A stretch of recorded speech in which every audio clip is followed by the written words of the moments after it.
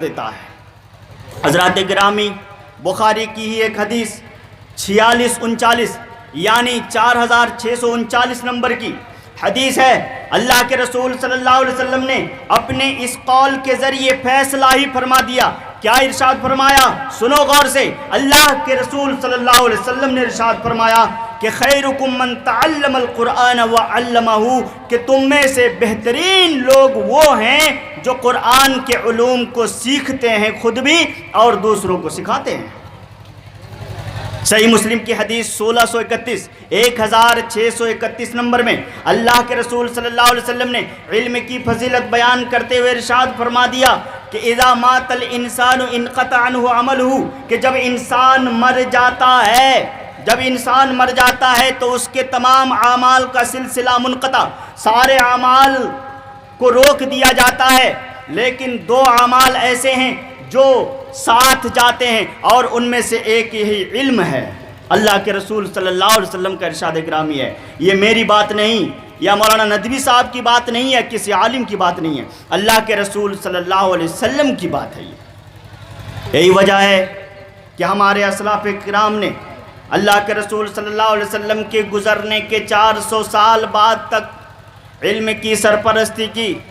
اور یاد رکھنا میری باتوں کو کہ جب اللہ کے رسول صلی اللہ علیہ وسلم جس دن مبعوث ہوئے تھے، جس دن ان کو نبی بنایا گیا تھا مکہ میں، اس وقت صرف 13 لوگ پڑھے لکھے ہوئے تھے۔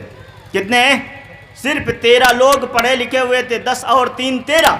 لیکن رسول اکرم صلی اللہ علیہ وسلم کی انہی حدیثوں کا اثر تھا اور قرآن کی 850 آیتوں کا اثر تھا کہ 50 سال بھی نہیں گزرے کہ مسلمان ساری دنیا میں سب سے زیادہ پڑھی لکھی قوم بن گئے، سب سے زیادہ پڑھی لکھی قوم بن گئے۔ اور لوگوں کو کہنا پڑا، دوسروں کو کہنا پڑا، غیروں کو کہنا پڑا، اسلام کے دشمنوں کو کہنا پڑا کہ محمد کی نرسری سے ایسا لگ رہا تھا جیسے ہیروؤں، ہر میدان کے ہیروؤں کی تعداد بڑی نکل رہی ہے۔ حضرات گرامی، ہمارے مسلمانوں نے، اسلاف نے علم کی اہمیت کو سمجھا۔ نتیجہ یہ ہوا کہ اللہ تبارک و تعالیٰ نے اپنے وعدے کے مطابق ان کو زمین کی خلافت سونپ دی۔ ان کی حکومت کو کوئی آنکھ نہیں دکھا سکتا تھا، لیکن 400 سال کے بعد ہمارے اندر غفلت آنے لگی۔ ہم نے علم کا راستہ چھوڑ دیا۔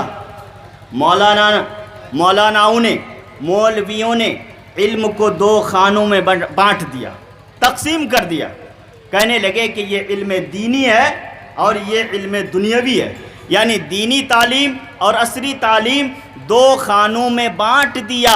علماء کرام نے خود اور مولوی لوگوں نے خود بانٹ دیا اور عوام کو یہ بات سمجھا دی کہ جتنی فضیلتیں ہیں ساری کی ساری